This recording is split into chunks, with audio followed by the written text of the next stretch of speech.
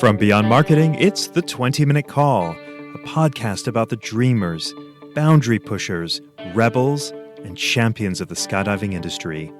Each episode is a narrative journey highlighted by the highs, lows, and luck that the skydiving industry delivers, as told by the most influential people within the sport. If you've ever dreamed of becoming a skydiver, perhaps opening a drop zone, or becoming the next world champion, check out the 20-Minute Call hosted by me, James LeBarry. Today, I have the pleasure to welcome a true gentleman of skydiving and parachute rigging, Pablito Perazzoli. Originally from Argentina, Pablito has dedicated over 2 decades to the art and science of skydiving, making a significant impact on the sport.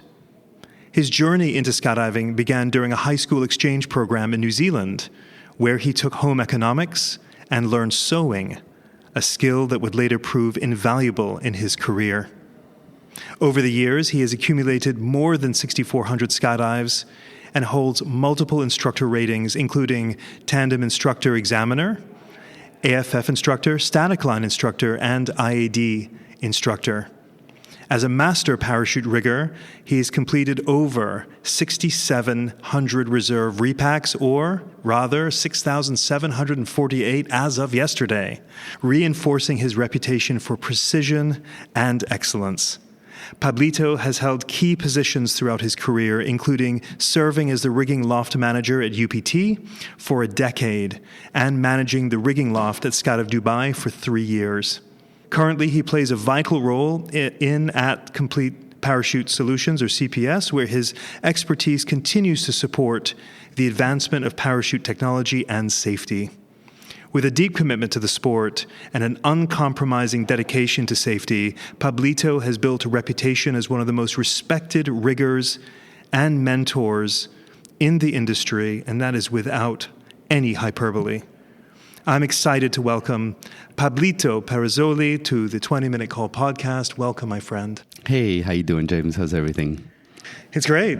I'm thrilled to have you with me on the show. We've been trying to coordinate this for a little bit of time. I know. I'm super excited. We've been talking for it about a long time, and I'm glad that finally we made it happen. And we are here in Virginia, where the weather is not the best, but the company is fantastic. Cheers to you. Pablo, I'm going to veer off track. Yes. I find you're a gentleman. You know, we all have our own detractors, but for the people that you and I know mutually, you are regarded as a gentleman. And I'm not trying to embarrass you or put you on the spot, but the question I have is where does this quality come from? What is the root of you being, from my observation, very kind and extending yourself to a lot of people, maybe more help that you give than maybe you were ever given? That's I don't know. It just it's hard to answer, and I'm sure that people will have completely different points of view for it. But long time ago, I had to make a choice in life. If I carry on being not careless but crazy and just very impulsive or making a decision of service. And I think it started with making the decision of being of service and to help people out. People come in our lives to help us out, to change our course, or to disrupt, right? And I think by coming and just helping people out and making that commitment, then besides ourselves growing, makes other people grow. And don't we want to be surrounded by people that are growing all the time and they're inspiring us to grow? Doesn't cost anything to say thank you to somebody or to make somebody smile or just to change a day. I mean, it's incredible. Sometimes you're really having a bad day and you're walking and somebody says, "How do you do? How's your day going?" And you're like, "Well, actually, to be honest with you, it's much better now. Thank you so much." Or somebody comes and gives you a hug that you're not expecting. And then you're like, "Man, my day is just infinitely better just from a quick little interaction." So maybe it's from that, because I want to feel good, so I want other people to feel good, I guess. If I can lean into that a little bit deeper, was there a moment in your life where you said, I want to be a positive force around people, or have you always been this way? I don't know. I mean, that would be a question for my mom, to be honest with you. But I will say that I always wanted to help people out. I always wanted to be part of service, basically. Like learning new things and helping out. My first job was helping one of my dad's friend. Like he had a distribution for Coca-Cola products, and I was working in the hangar with him or on the warehouse, loading trucks because he needed help. And I was not getting paid. I was just doing it to go and have fun. Tell me about your childhood in Argentina. How many siblings do you have? Tell me a little bit about your family. So I'm the youngest of 5. My family, it's composed of my mom and dad, now separated. And then I have 2 older sisters and 2 older brothers. The thing that my mother always told me, I always wanted a brother, because the 2 girls were pretty much a year apart. The 2 boys are about almost 2 years. Actually, 2 years minus 1 day apart, because one's the birthday is on the 15th, the other one on the 14th of October. So it's pretty funny. I was pretty much always the last one on the family. So it was just interesting with that point of view, because I would always tell my mom, I'm like, Mom, make another baby. I want a little brother. And she would always make comments about that. And the childhood in Argentina was interesting. There was a lot of freedom. The only rules we had when we were growing up, make sure that you call before the sun goes down to let me know where you are at. Don't do anything stupid, Go and explore. I was a little bit more on the introverted side, just like I really like to be playing video games and being on my own little world, until I had a group of friends that I thought they were my friends until they were not. My dad has done very well for himself, and so we always had a little bit of extra cash in the pocket, and I had 2 very good friends that I thought they were. I would say, hey, let's go to this place. Like, well, I don't have the money. Don't worry, I'll cover you, right? And I did that since I can remember. And then I think I was 13 or 14 years old. I didn't have money that day on my pocket, and we wanted to do something. And I knew one of the guys had extra money in his pocket. And I said, hey, why don't you cover me? He's like, this is my money. And at that moment, I know what the friendship is at here. And then we started school like 2 weeks later. And when I went to school, I remember that I went into the classroom, because you normally are in the same classroom the entire time in Argentina, and teachers come into your classroom. And that is when actually my best friend Guillermo showed up in my life. He just actually had repeated the year in high school because he was being lazy. And I remember that I stood up and I looked everywhere, and he actually looked at me and smiled and said, sit here. And I remember I sit there and we started talking. We hit it off. He's like, what are you doing tomorrow? And I'm like, I don't know. Okay, cool. I'll see you after lunch. And he literally showed up to the house. I remember I was playing a video game. He's like, we're going outside and we're going to get you a bicycle.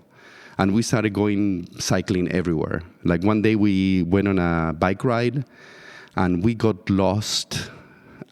I mean, we didn't make it home until like almost 11 o'clock at night, because my hometown is just right by a plateau. And so the plateau is about 300 feet high. So once you get about 1 mile off the edge of it, you lose all reference. It's like being on the middle of the desert, like in the Wild Wild West here. And we started finding roads and biking. And then we ran out of food, out of water. And we were in the middle of a hot desert day on the summer, on the summer. And we said, okay, let's find a straight line and let's bike. And thank God we got the straight line that was like about 25 miles to another city. Once we got to that city, we knew how to get on the roads to get back home.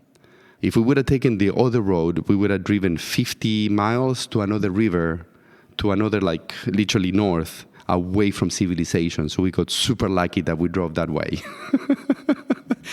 We made it home. My mom was like really freaked out about it. Guillermo's mother was also freaked out. And Gula, another friend that we were driving all together, they were also all freaked out, but we made it. So he is the one that actually forced me to start going outside, going outdoors and enjoying it. Because for me, I was super happy being in a dark room with a computer monitor on. Was there anything from your childhood that would give anyone an inclination that you would end up living the life so rooted in the parachuting, skydiving industry? No, not at all. To be honest with you, it surprised me. When I first moved to the States, the reason that I moved to the States, my mother being an American citizen, she says, do you want a green card? And I said, sure. What does that mean? She's like, well, you can go work in the States. And my answer was like, that sounds like a wonderful adventure. That's basically it. So she got me the green card. First, I moved to Boston. Don't move to Boston in February, man. I remember I landed in the airport. They picked me up, and because it was at night, I couldn't see the snow. And I remember on the radio listening, tomorrow is going to be a beautiful day, 32 degrees. And I can see your smile right now, what went in your head. I just came from Celsius. So in my head was 32 Celsius, right? So I woke up next morning super excited at 6 a.m. I went downstairs, I opened the door, and it's snowing. And at that moment, I was like, fuck this place, part of my English, right? But I'm like, fuck this place, this is horrible. And I couldn't find a job in Boston. It was miserable. I will go on the train or in the subway to go to apply for jobs and stuff like that. And I will say hi to people, and people will not smile back. They will not say hi back. Everybody's super serious. And I was not very happy with it. And then I'm talking to my mother, and I'm like, hey, Mom, I don't like this. I think I'm going to change the dates to fly back to Argentina, and I'll figure out in Argentina what to do. And I have one of my cousins, Sebastian. He's a good man. He's a little bit crazy. He called me the next day after I talked to my mom, and he goes, Pablo, if you go to Argentina, I kill you. I believed him, and he goes, you can move to Texas with me. I'll give you my apartment because I'm kind of living with my girlfriend at the time. Let's see what happens if you settle in here. So February 20th of 1999, I remember I moved to Texas. And I showed up completely like the Michelin man, walking around because I was completely frozen in Boston. I showed up to Texas in shorts and a T-shirt. And it was fantastic. I just remember that. Within a week, I got a job in an accounting office. And that was fantastic because I get to be the receptionist. So, I get to talk to people. And that was a lot of helping me, my introvertness, my extrovert side of it. And I got to just learn the aspects of a business office, how we do business, how we do POs, how we manage accounts. That was fantastic. Then I became with a group of friends called the Pachucos, wonderful people, super fun. It was always carpe diem and drink beer. And we used to play football. Soccer will be in the States. We'll go play football, volley, and then just go party on the weekends. About a year into it, there was a lady that started working in our office, in the business office, and she was a marketing lady, but she also was a skydiver. We walked into her office, hi, how you doing? I'm Pablo. I was just promoted to a staff assistant too. I'm the staff assistant in the business office.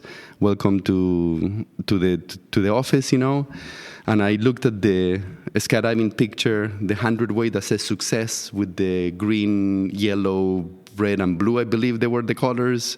I'm not sure about the green part. I'm like, I always wanted to do that. And like we all are. If you've been in the sport for long enough, you go, yeah, whatever. And I'm like, I always wanted to do that. And she goes, yeah, whatever. If you want to do a skydive, call this number, tell them I send you.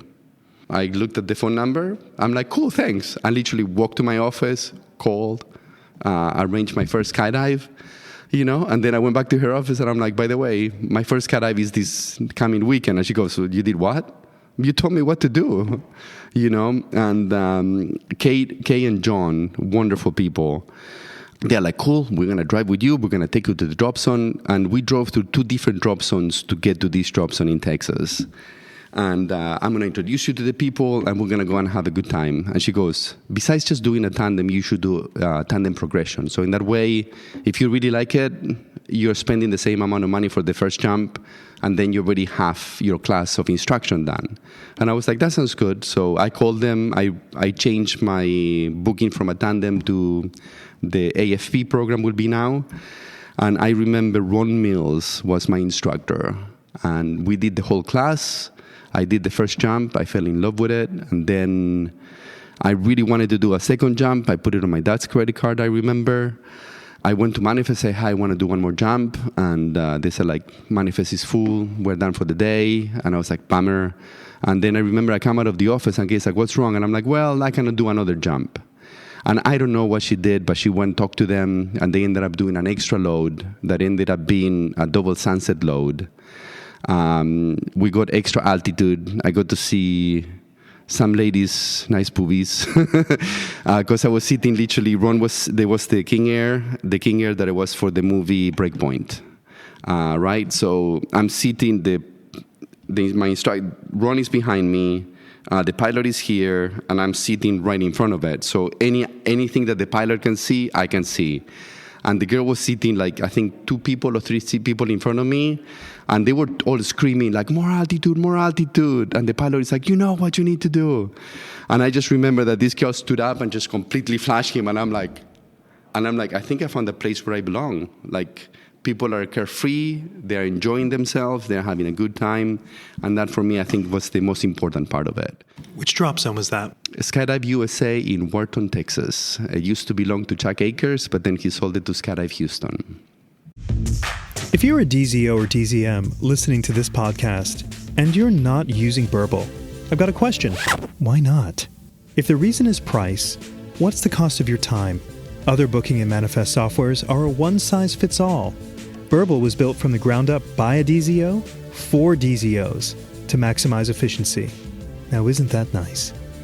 There's no software that compares. Choose Burble. At the time you were working in an accounting office, you make a skydive. How did your life change after making those first couple of jumps? Oh, on every single aspect of life, it taught me to be more secure of myself and what I wanted to do, because skydiving being a high-risk activity, and it's truly the only sport that you are dead until you do something about it. If we're going to, be factual about it. You jump out of an airplane, if you don't do anything about it, the ground meets you real fast. So it gave me a little bit more of sureness about the decisions that I was making on my life. It also switched a perspective of being able to be present. When we are in life, we're always thinking about, I need to be doing this, I need to be doing that, maybe I should be thinking of this or that. But at the moment you jump out of an airplane until you land, there's only one thing you're worried about. It's to land safely, right? So it kind of put me on a perspective of being present, and it kind of like shed a little bit of that BS of life. Like all the little things that they don't really matter, because nothing really matters until you make it matter, right? But it kind of cut that out. It just pushed me to become a better version of myself, because I knew so much improvement I needed to do. So that's probably what it was the best part for me about it. I don't know if that answers the question 100%, but it just gave me that sureness of being who I am today. So obviously you've been in the skydiving industry for a long time, over 20 years. I started jumping. Within 3 months, I was a packer at the drop zone because they needed a packer. By the time I got my A license, I was already packing reserves because I'm really interested in the mechanics behind things. So I wanted to understand what I was doing, especially this being such a high-risk activity. Basically, I started working pretty much straight away. And I got my rigging ticket. I was a little bit slow on getting my rigging ticket just because I wanted to be sure that I knew what I was doing. So I packed under supervision for a long time. I had like 67 repacks before I even went to take my exam. Pablito, I first became exposed to you or aware of you when you were at Skydive Dubai. Okay. And the feelings that I hear from others is that you're a very well-respected rigger.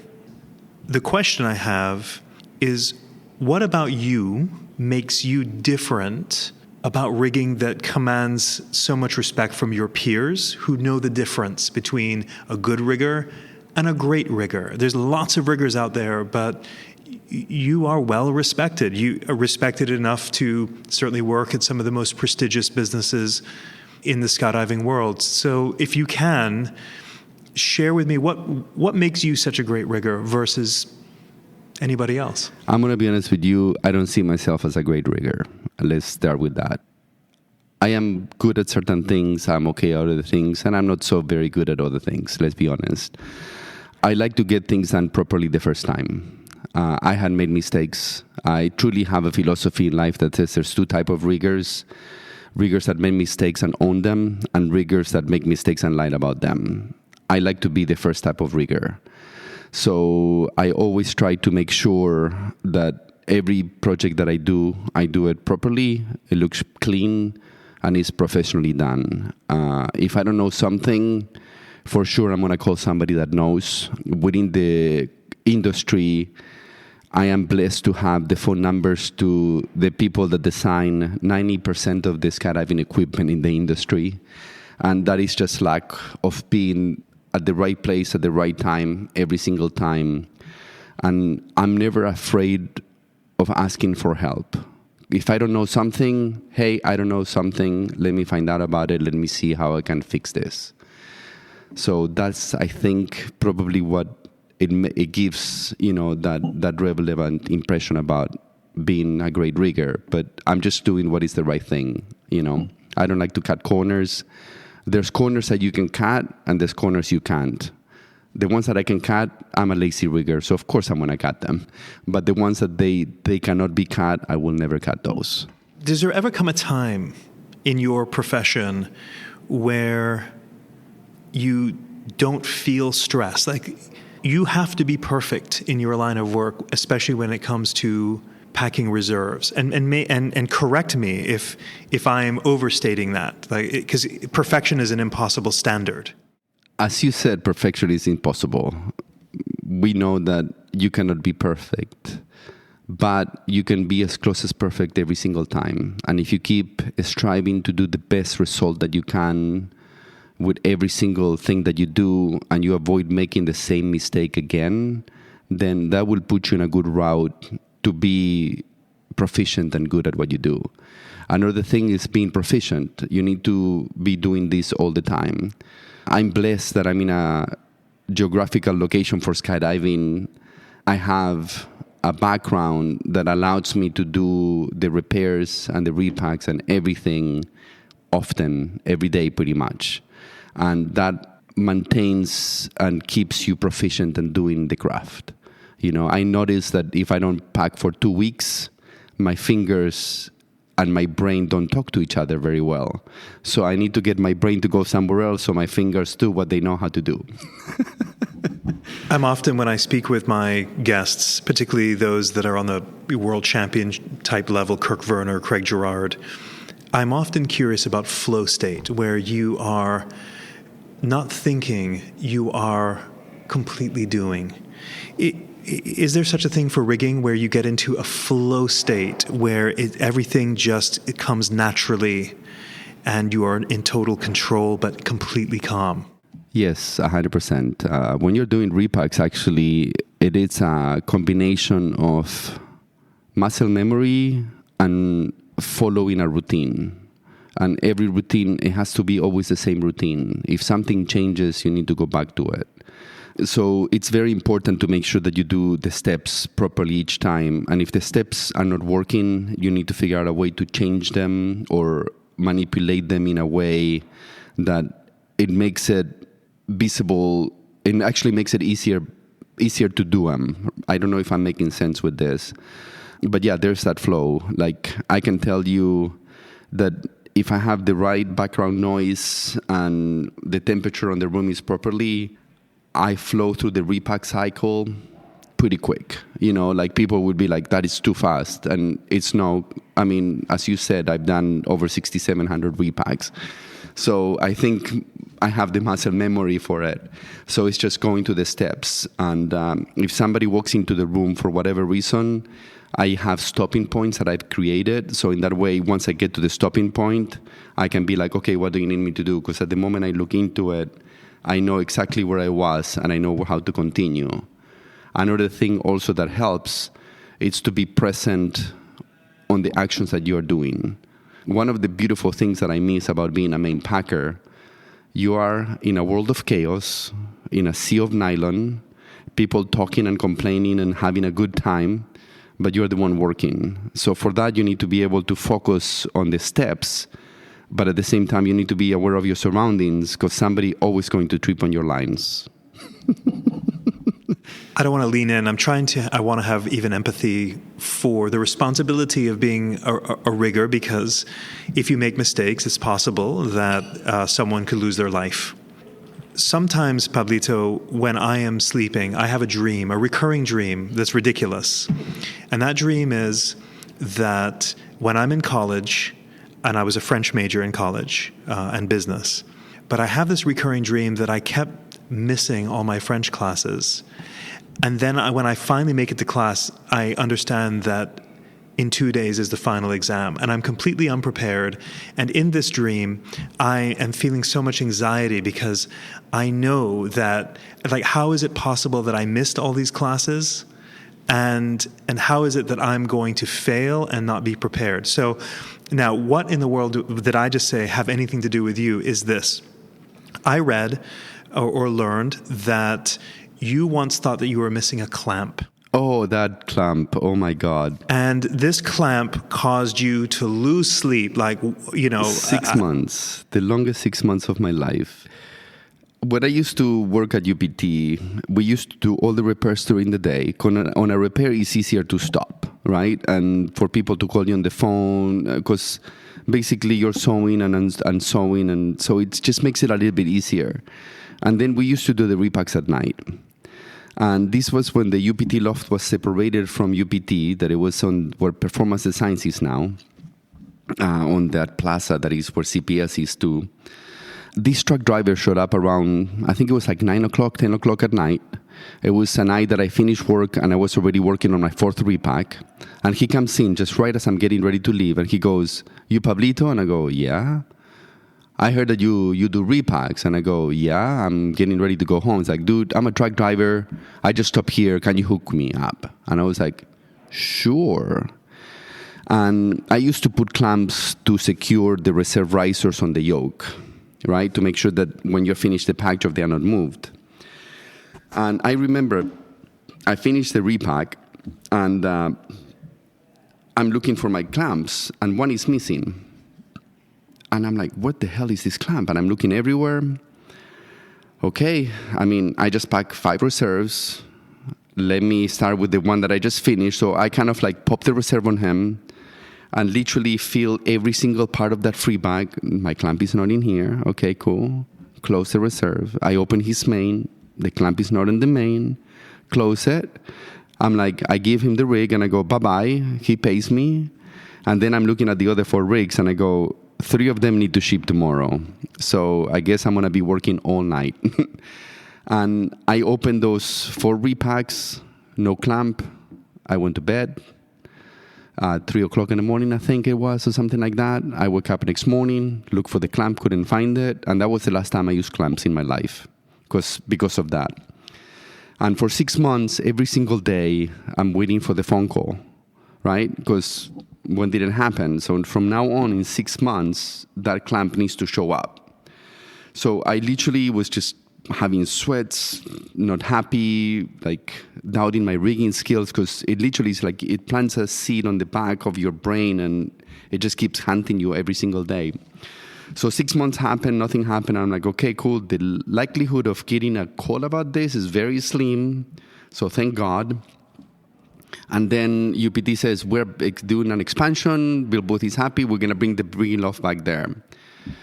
And I used to have a tray that I used to work with my crazy projects. Like if I had an idea of trying to build something, I would build it and dump it in there. Or if there was a very complex repair that I wanted to make better, I had a rig there that I could play with it. And I remember I'm like grabbing all the beans, and I grab that bean and I stop, and the clamp literally slides and goes up and it stops right there. I looked at the clamp. I was not very polite what I said for like the 5 to 10 minutes. I was just swearing up and down and just so much anger. But then I realized that I didn't really make a mistake. And then it brought the memory of that night, of what happened. And I remember seeing the guy playing with the clamp. And I never saw him putting it on the bin. And he forgot that he put it on the bin. Because, like he was just doing something brainless, just grab something and, fondle with it or whatever it's called with the words, play with it. And then he just literally put it there. But yeah, I wanted to kill him after that. There's such a difference between my concerns of not being prepared for my French exam and, where is this clamp? Should it be in someone's rig? It's a lot of stress. Well, the hard part about being rigger, it's in majority of jobs, you can be 50% and do okay. You can be at 25% and survive the day. The worst day that I can have while I'm rigging, I have to be at least at 90%. So it's something that you have to be on all the time. You cannot be half off. If I don't feel right, I don't repack. Sometimes you have to do repacks when you're feeling right. So you have to mentally prepare and set yourself up for success. That's why I started putting stages on all my pack jobs. Because it's not a continuous hour and 15 minutes or 45 minutes. So if you break it down, besides focusing on long period of time that you get also mentally tired, you're focusing on 5 minutes here, 5 minutes there, 5 minutes there. And if you need to take a break, your break could be a minute, could be 20 hours. It doesn't matter. You're taking a break in between the steps. So that is the nice thing about being able to create those steps when you're doing a repack. And now I'm to a point now that my repack is basically just 3 minutes increments of 15 steps, let's say. Pablito, let's talk about Skydive Dubai for a moment. When you came into Skydive Dubai, it was a very exciting time in skydiving because of what was happening there. And I remember that anyone that got to go over there and work, it was almost like the golden ticket. It was finally the place where people could get well paid, well compensated. And I would imagine, and I want you to set me straight, that to get the invitation to go and work there initially must have been very exciting, this new world, this new opportunity. You've mentioned earlier adventure. Can you share with me how it was that you got the position there, and then tell me just a wild, crazy story about that period of time? So the reason that Skydive Dubai happened, Brad Cole, he used to be the master rigger in Dubai. And he kind of like headhunted me for about 2 years before trying to get me to go and run the loft there. And I already was kind of talking to the manager, but there were a few things that they were not really settled in about Dubai. And then life happened, and I kind of like put that on the back burner because I would be leaving the UPT master rig and rigging loft manager position. And to go to Dubai, it was not like going a step up. It was kind of like going a step below because you're the loft manager and the master rigger for a company that builds equipment. It's kind of like a little bit more prestigious in a way than being the loft manager at Skydive Dubai, right? Because at Skydive Dubai, you're just a rigger at Skydive and a drop zone, right? But not just, certainly the perception at that time was not just any drop zone. But it's still a drop zone, though. Like the way that you look at it, a drop zone still does the same things. The prestigiousness, it was more for the instructors and the people jumping, right? Because they are the cool kids jumping. And one of the things that I've learned in Dubai, they respect more the people jumping than the people actually making sure that the people jumping are safe. And that is one of the things that I did not like from them. And we can talk about that in a little bit. I remember that it was kind of like on the back burner, and it's kind of like always in the back of my mind, but not really. And then I met a girl. She felt like she was the one at that time. And, like I was like, okay, cool. If I need to make sure if this is going to happen, the only way for me to find out is I need to live with her and I need to give it a shot, right? Because otherwise I will probably blame myself for the rest of my life about it. And I ended up moving to Spain with her. So I left the UPT rigging loft. I'm in Spain. And I remember Brad, he said, we're working on a project. We need somebody to build a harness for this project. And it was Ernesto's project, so jumping the small canopy in the world. And we need somebody to build a harness for it. And I go, okay, cool, no problem. And he goes, no, seriously. I'm like, yeah, what do you need me to do? I go, do it. Do you have these machines? And he goes, yeah. And I'm like, cool. I'll be there whenever you tell me to be. He's like, can you fly tomorrow? So this was after like 6 months being in Spain, and Spain was a really hard time for me. I didn't really appreciate the management, and I didn't really appreciate the local rigger there. He was very abrasive. The Skydive Dubai opportunity came right there, and I just literally went there to do the project, get paid pretty well for the project, and then leave. That was it. So I get to Dubai. I think they gave me 10 days to get the project. I think I did the harness in the first night, and I had the rig ready by next morning. Because they were jumping, and I'm like, I cannot be on the loft when there's too many people. I kind of need to be alone. I'm jet lagged, so just let me work through the night, and then I find a couch to sleep during the day, and I'll be okay.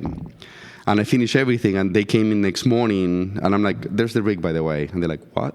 I'm like, there's the rig. If you want to go jump it, give me 5 minutes so I explain it to you, but then I need to go take a nap. They're like, go take a nap. We'll talk later. We're talking that afternoon, and I walk them through the whole process, and they're like, great. And I remember that that same day they jumped it. It was basically... So Alan, he was the general manager at Dubai that time. He's like, we want you to work for us.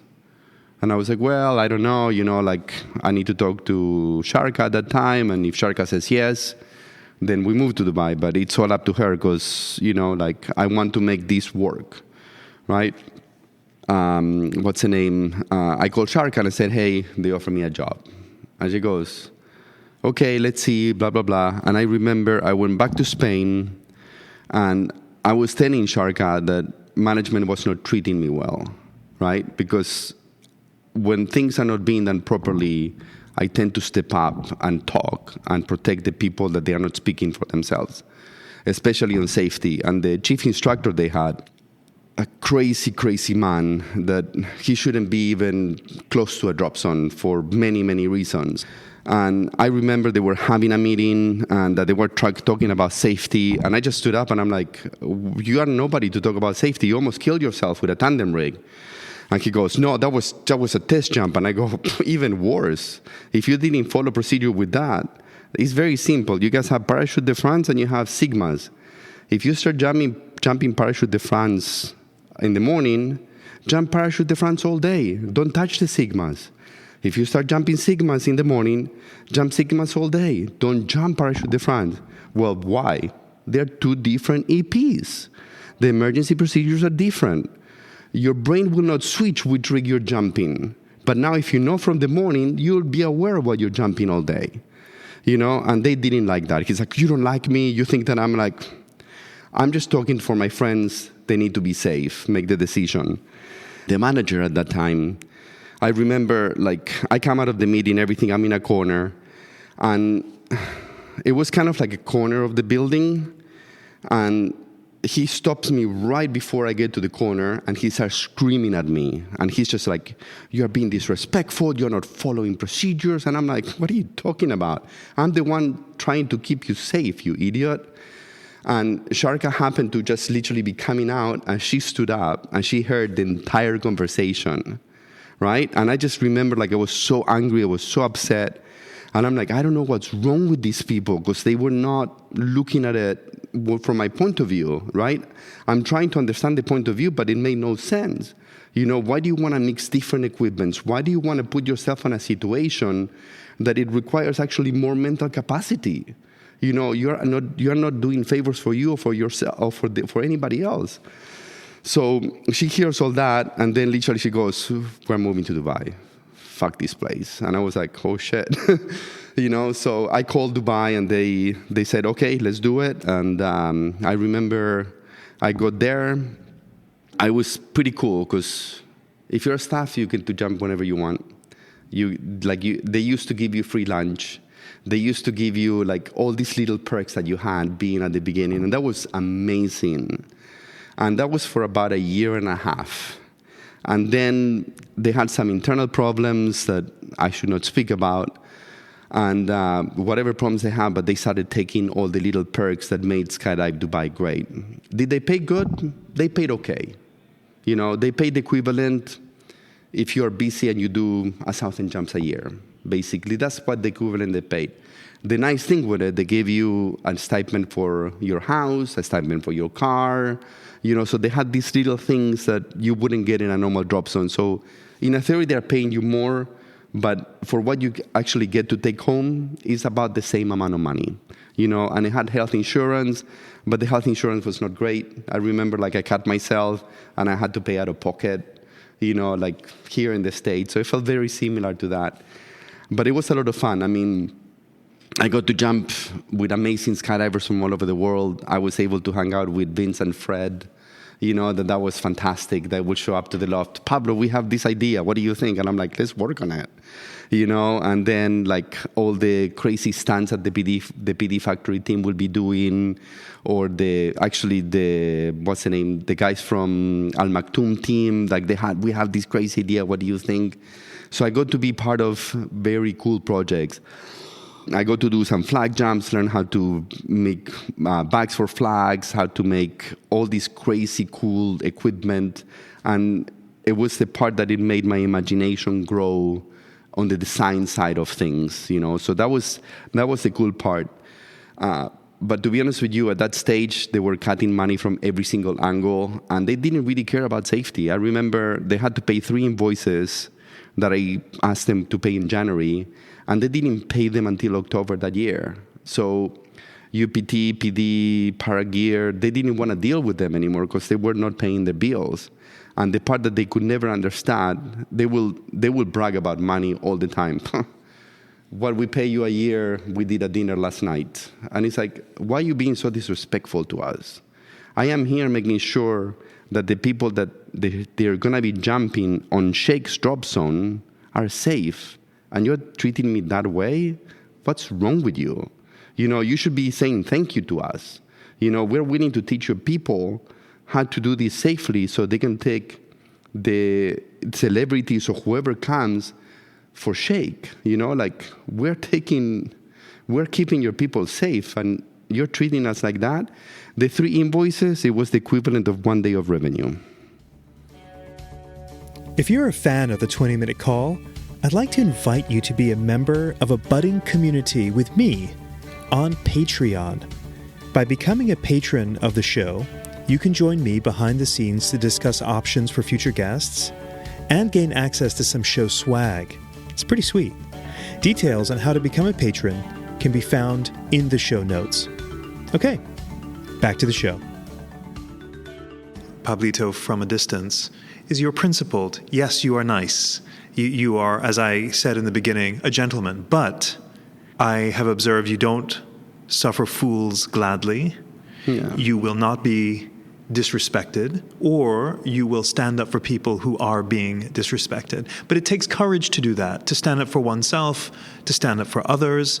And what I want to try and ascertain more as I'm wanting to learn more about you, is that something that you got from your parents? Was there some injustice in your life that allows you to stand up for others? Because it's easy for many to just sit down and observe. Why are you different? Because it's the right thing to do. There's nothing way around it.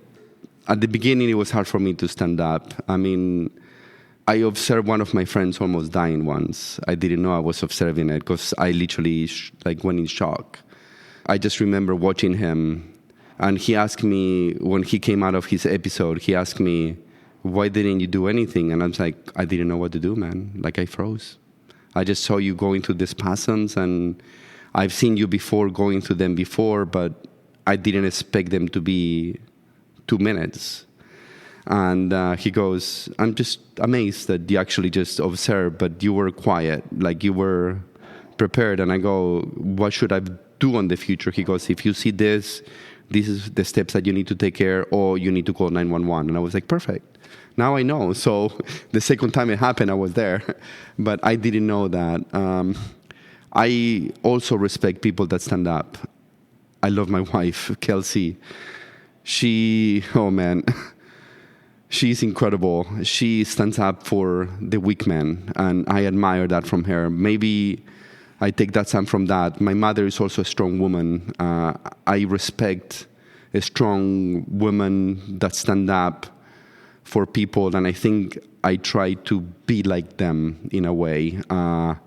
My father also for who he is. He was a very dedicated, hard worker. I sometimes feel like I'm him because I work 7 days a week. My dad also works 7 days a week, so I have some of that. But I think the strength also comes from my mother's side. One of my uncles, he was not very good to me. I will always try to help, and he was always upset. No matter what I did, I always did it wrong. And he will say, do this, and I go do it.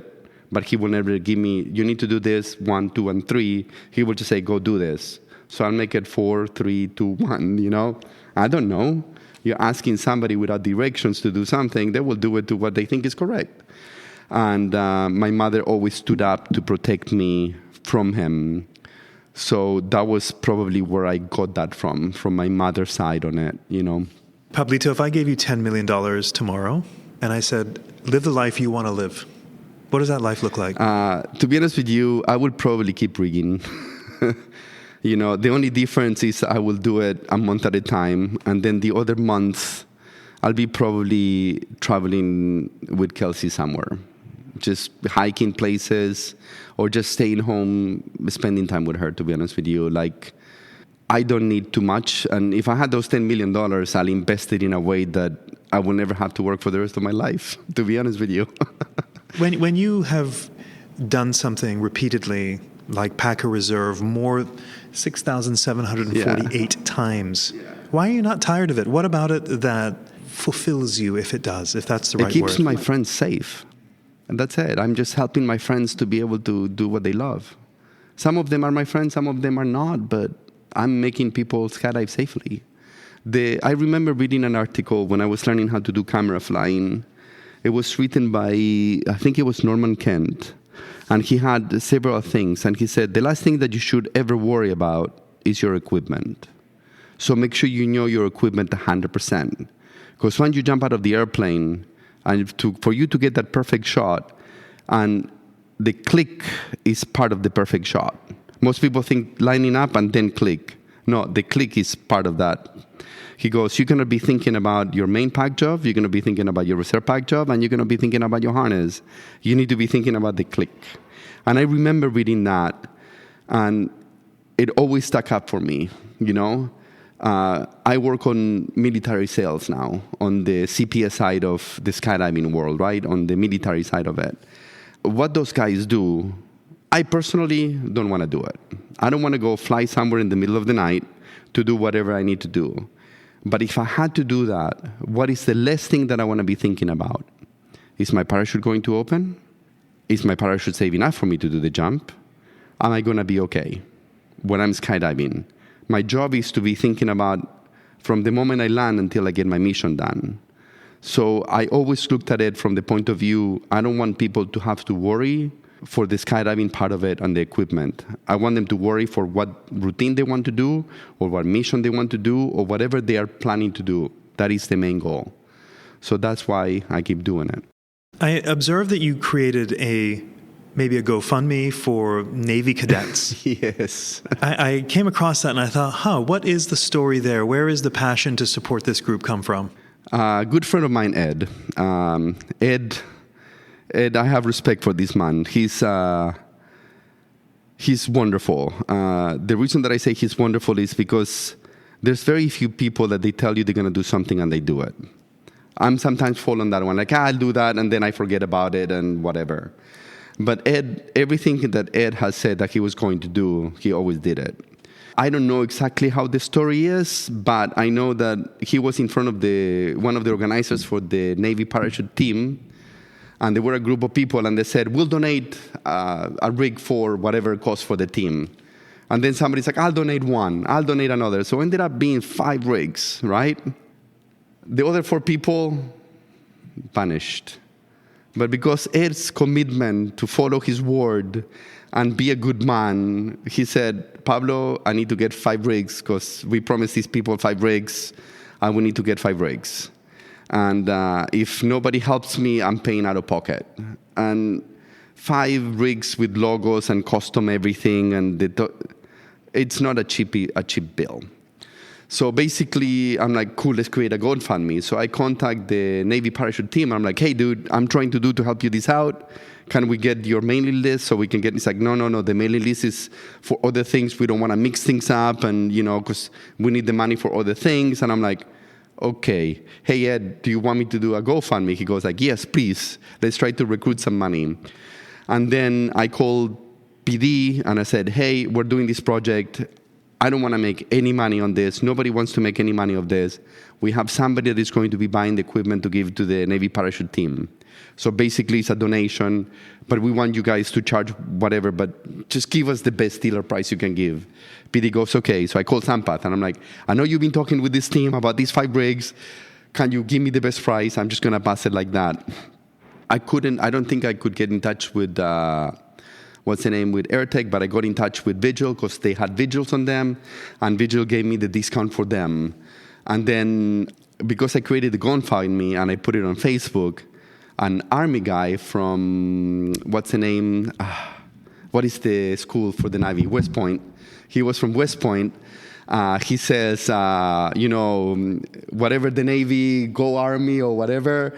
So one of my friends, he was actually a graduate from the Navy Academy School. He goes, Pablo, I'll donate 10 helmets, the owner of Gentech helmets.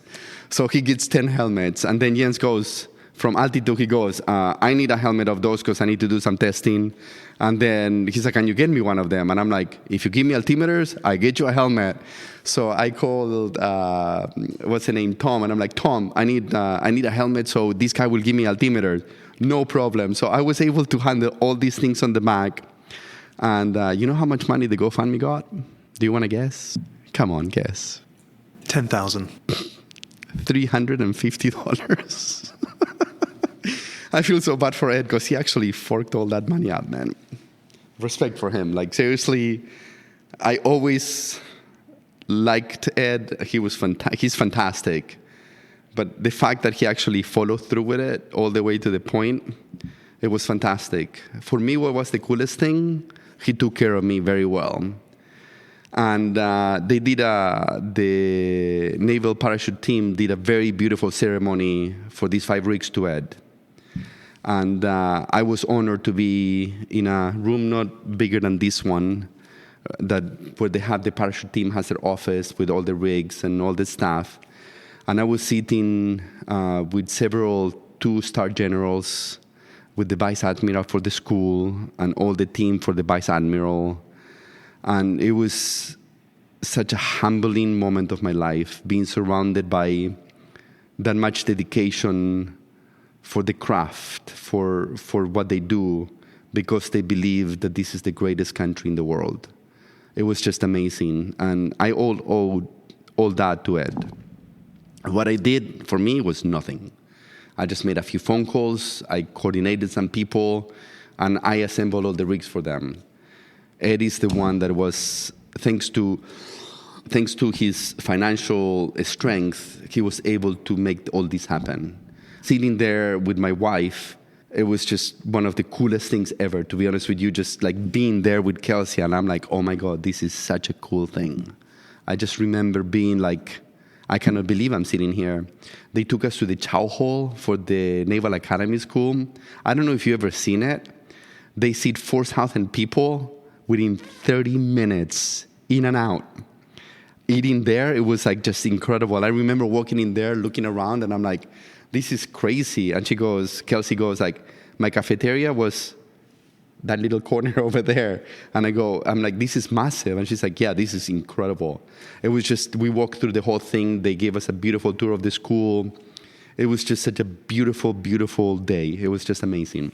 Pablito, I wonder if we could talk about something that affects all of us in this sport. There is such a contrast in skydiving in terms of it gives you so much, but it takes so much too.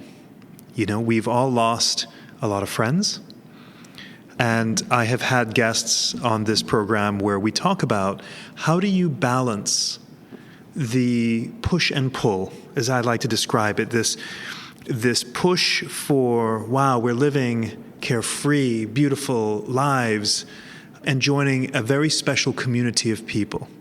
And then we lose friends that are close. And I talked to Matt Blank recently, big into bass. And there comes a moment where you go, is this worth it?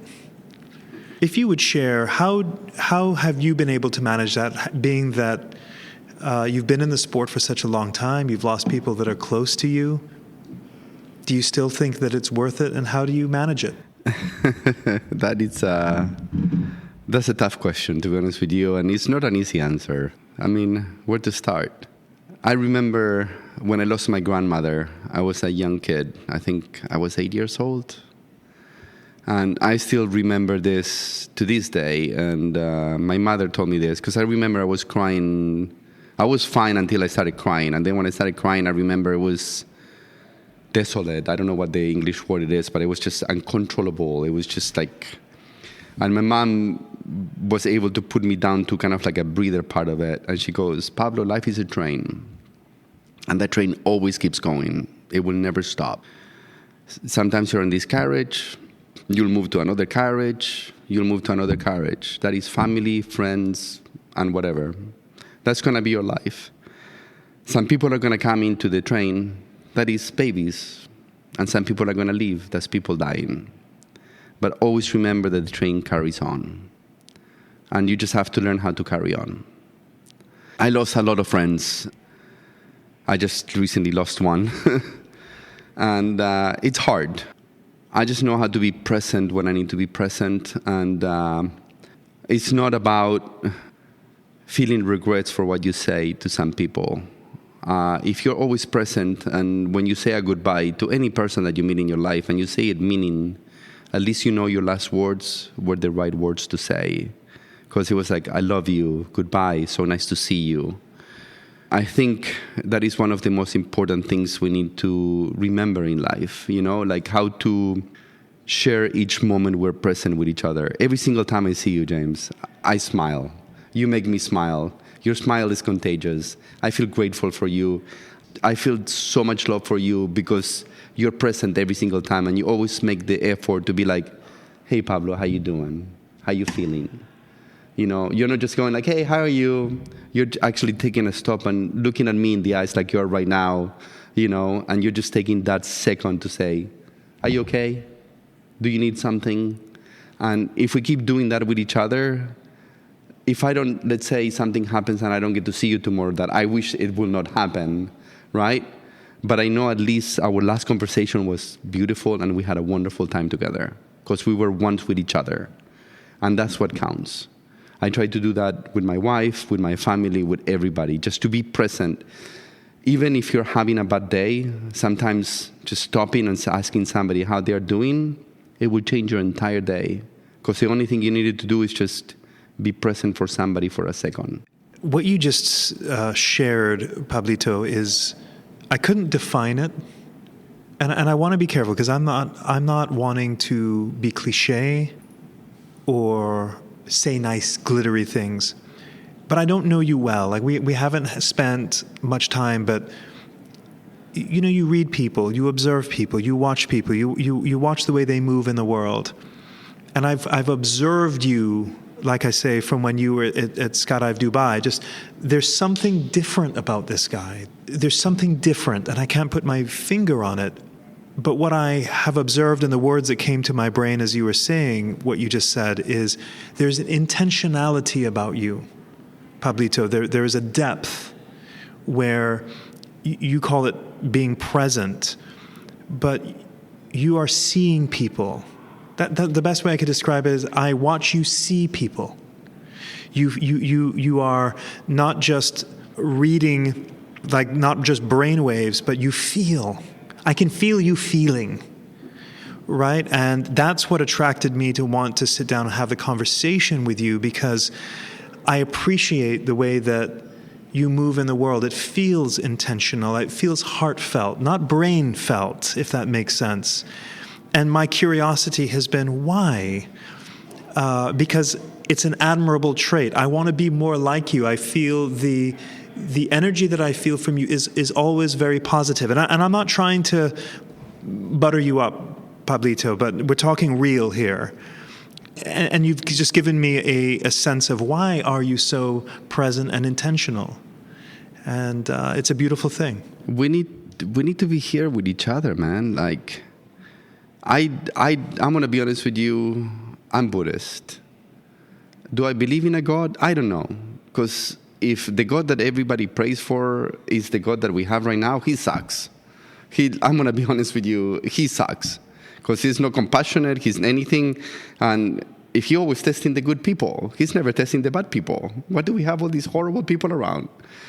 So I truly believe that according to everything that is always been written and everything, we are made on his image. So therefore we are gods. We all are gods. Why don't we use that beautiful power we have for good? Why do I have to be jealous of somebody that they have something I don't have?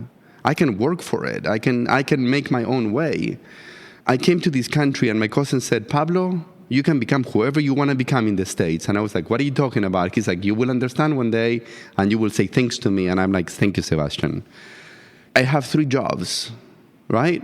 I work for CPS. I have my rigging loft. And then at the same time, I go skydiving sometime for drop zones and I help them out. And, of course, there's some, but I'm always working. So I can become whoever I want to become. I could have become an amazing businessman. I could have become a beach bum. I could have become a drop zone bum. I could have become anything I wanted, right? So I have the choice, and this country allows you to do that. Why not share that with other people? Why to keep pushing people down and not allowing them to grow? If somebody's coming to your place and trying to steal your job, now, that's a different story. They came with an intention, so you protect yourself. But if somebody's generally going like, how do you do this? Can you teach me? And they're going to use it for good and they're going to show somebody else, share it with them. It's not like I have a cow, you don't have a cow, ha, ha, ha. Oh, I have a cow, you have a bull. Let's make little cows. Let's look at those opportunities and make them better for both of us. Not like I'm going to kill your cow so you don't have a cow anymore. And I think we all need to start shifting to that. We need to start becoming more united with each other and be more affectionate with each other and be more caring with each other. It doesn't take work. Smiling at somebody, it does not affect your day at all. But maybe that person that you just smiled, it did not commit suicide today because somebody, a stranger, just smiled to them. Or maybe that person that you just smiled today got home and it grabbed their children and they were having a horrible day and they said, somebody smiled to me and it changed my day. And I feel wonderful today. Let's go for a walk. I don't know what could happen because we don't know that. But maybe I was that little spark that it changed somebody. When you go to the grocery store, normally you go to the cashier and they're like, hey, what's up? And they're beep, beep, beep. But you just take a second and you go, they have their nameplates. Hey, Joanna, how you doing today? You know what? Actually, I'm having a good day today. Thank you for asking. Oh, hey, Joanna, how you doing? Well, I'm not really having a good day. What's going on? Is there something you need to get out of your chest?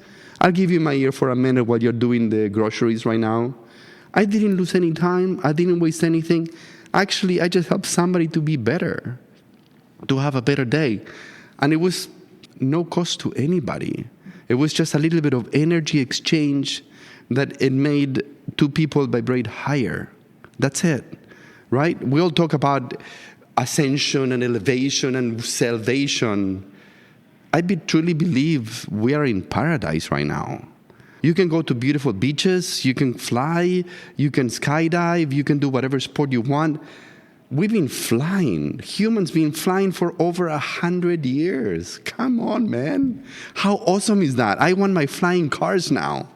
We've been talking about that for 40, 50 years now, maybe more. I want the flying cars.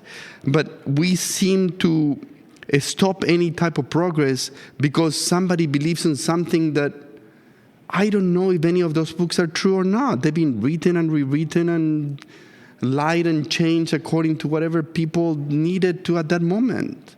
Why don't we start actually growing together and being passionate with each other? Why do we have so much plastic? Why do we allow our government to allow companies to creating plastic if we know it's not a good thing? because it's all about the money. Money is okay, but at the same time, you know what? You made $1 billion this year. Next year, we want half of that $1 billion for you to take care of all the plastic problem you just created to the world. How about that? You still made $500 million. I mean, with $1 billion, you don't have to work ever again. You can spend, I think it's like $20 million a year for the rest of your life or something like that. This podcast is sponsored by Beyond Marketing, the digital marketing agency for the skydiving industry. Now, I'm not a fan of lots of ads during a podcast. I mean, who likes ads? So I'll stop talking about how marvelously wonderful Beyond Marketing is. But if you're curious about what the amazing people of Beyond Marketing do to help drop zones and manufacturers thrive, then you should check out their website at dropzone.marketing. That's dropzone.marketing. You are, in that expression, certainly the principled part of Pablito that I mentioned earlier comes out. I also, the word that came to my mind as that became very clear is empathy. You have empathy for people. And I've never talked about faith on this program before, but as that we have skimmed across it in terms of your beliefs, I wish to share that I don't have faith or religion or God figured out. But what I do know, what I feel in my heart, I do feel that there is a greater power, Pablito. I have more questions about my faith than I ever have in my life. But I know this to be true, is that in my heart, in my DNA, I feel we are here to love, period. I don't want to judge people. I don't want to tell somebody whether they're going to hell or heaven based on their actions. It's not my place to do so. But I feel strongly that we are to love, and that's it. That is all.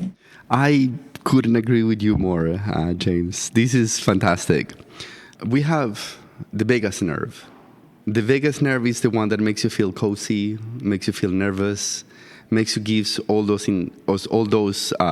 feelings that we have when you watch movies. You know, whenever you feel like almost crying, that is a vagus nerve, right? All our vagus nerves talk to each other.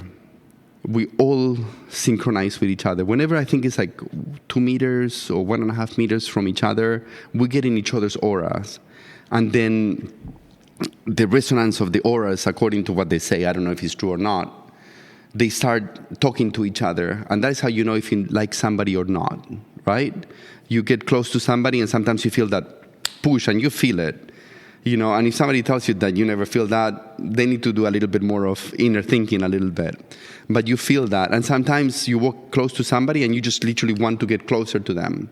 And I think it has to do with all that.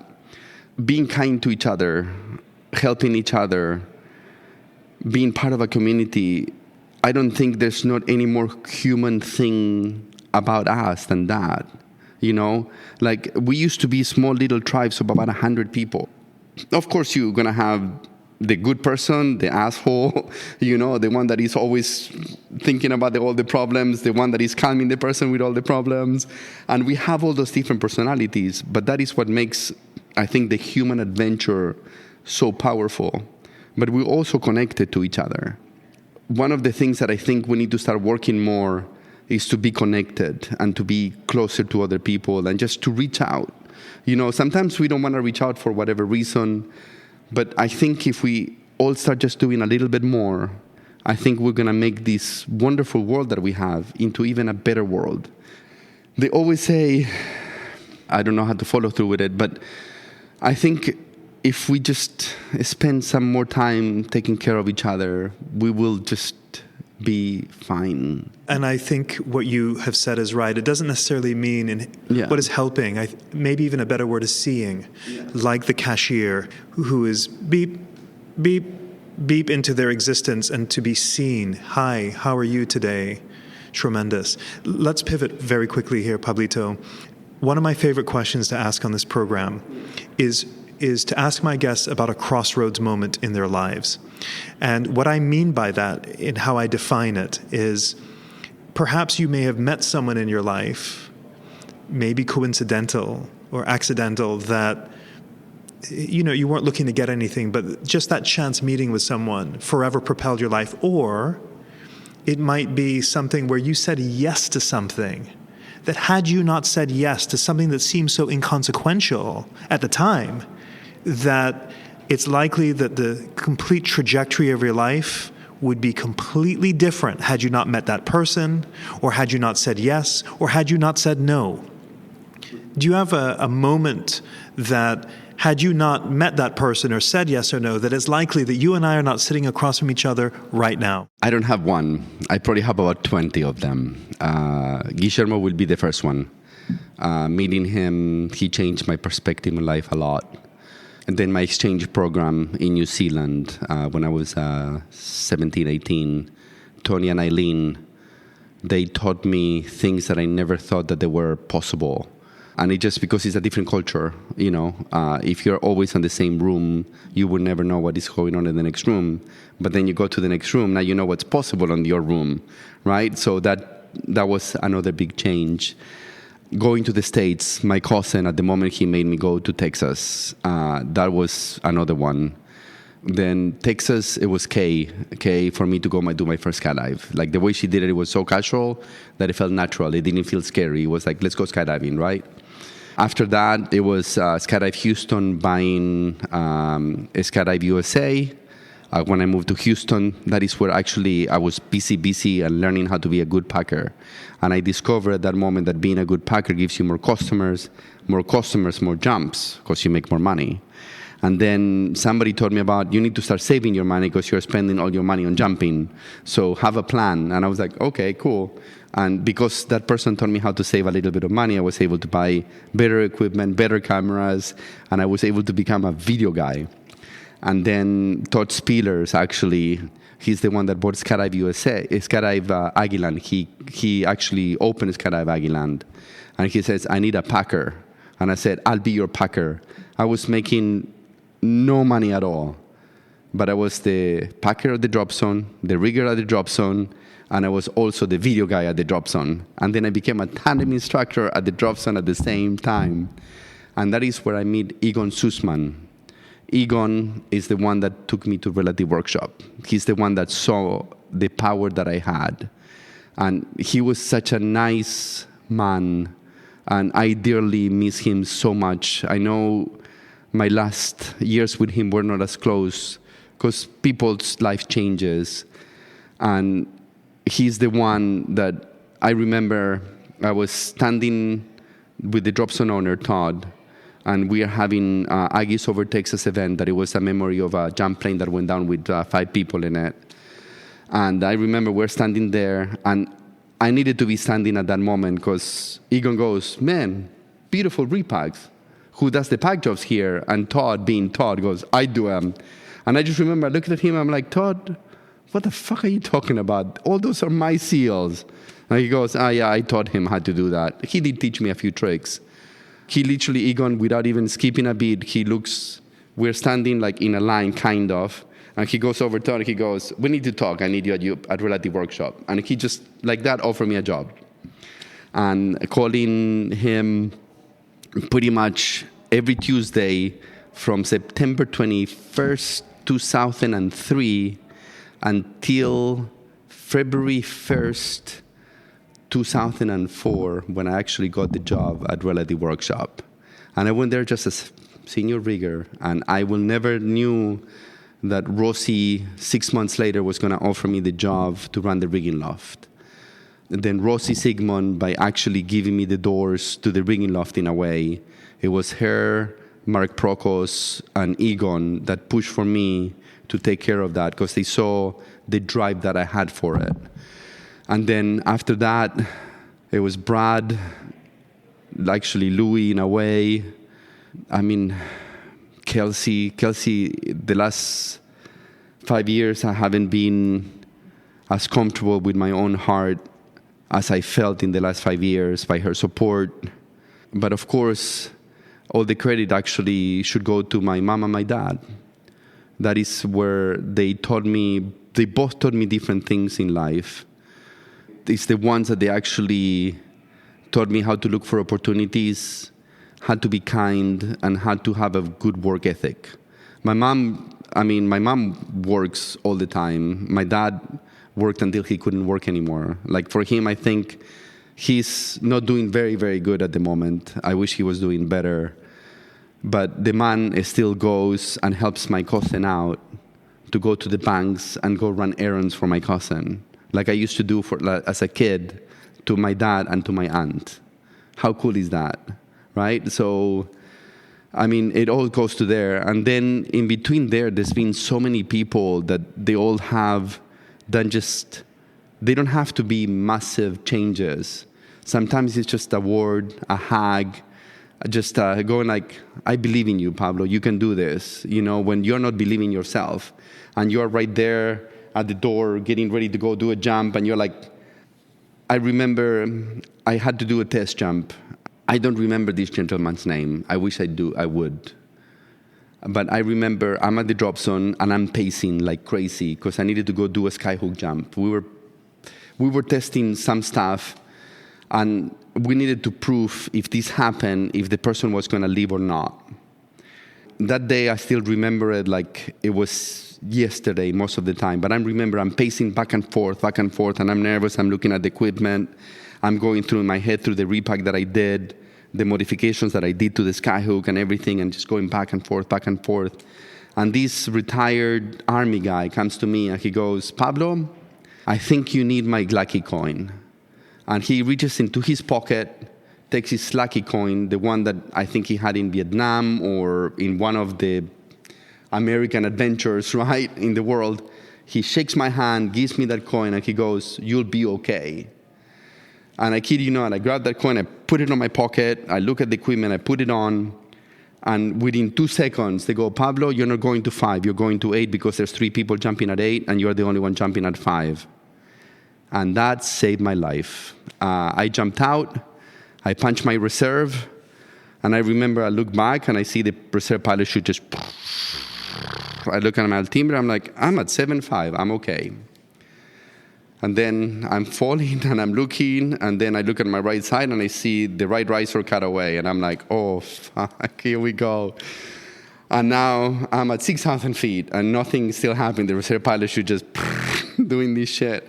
And I'm literally, okay, cool, I don't really have a plan B. And I start going through the process. I mean, it's happening way much faster in my brain than actually is happening. I remember, okay, cool, so I lost that, now I need to go to here. How do I get rid of all this stuff without actually making any interference? So I'm going through the whole process. And by the time I kind of like start doing stuff and grabbing things, I look at the altimeter and I'm at 3,000 feet. So I lost 3,000 feet, that is 15 seconds about, actually a little bit more, just going through the process of it. If I would have jumped from 5, I would have been dead. The reserve opened at 2.5. That lucky coin, I still have it. It's in my backpack right there. I carry it everywhere with me. And he told me that one day I'm going to meet somebody that I need to give that coin, and you will know who that person is at the moment you're going to give it to them. Because that coin, it was given to the guy the same way that he gave it to me. Amazing story. Amazing life. Pablito, thank you. You're more than welcome, This has been a heartfelt conversation. These are the moments that enrich life. This heartfelt connection, open, honest, vulnerable. But thank you for being such a great example and an ambassador, not just for our sport, but just for showing your humanity all the time. Thank you for the space. Thank you for your friendship. I am a product of life. I truly firmly believe that I am here. I don't know why 100% yet, but I think I was put here to help people, I guess. And it's hard for me to actually go to deeper layers, because that is when you actually kind of like find yourself in a way. But once you do so, it makes life much better. One of the things that somebody taught me, actually, this Kelsey, sometimes you have to explain why you do the things that you do, and things will always be a little bit better. And I'm learning that part of life, and I feel very grateful for everything. Some people call it luck. I think it's a series of events and energy and feelings and what you put out there that puts you where you are at the moment where you are. Sometimes the only thing we want in life is just to be seen and be recognized. We don't want much more. Businesses have proven this. You can give a guy $30 million and he will destroy Boeing. Come on. So it's not about money. It's about being recognized. And I think we need to teach more empathy and more critical thinking. And we need to start doing that with kids. I cannot make kids, so it's not part of my job in life. But the people that have kids, I think that's where they need to start. I know there's no manuals, no way to do it. But I think if we all start just showing a little bit more of empathy and more love, we actually be in a better place. Beautiful message and a beautiful exit for a great conversation. Actually, the way that I would like to exit this will say, may you be happy, man. Because you have that right. You can be happy. And one of the things that I love about the United States, you have the right to pursue your own happiness. That's it. But may you be happy and may you be joyful. Thank you for your time. No, thank you, James. I appreciate this, and I need a little bit of alone time after this. Thank you for sitting on my couch. No worries. Thank you so much, man. I really appreciate you. Hey, everyone. Thanks so much for listening to the 20-Minute Call podcast. Please do follow us on your podcast app so you always have the latest episode, which is released every Monday. If you want to contact the team, our email address is podcast@beyondmarketing.xyz. This episode was edited and engineered by Garnet Znydrick of the YouTube channel Blue Skies Fun Days. Thanks for listening, and join us next week for our next episode.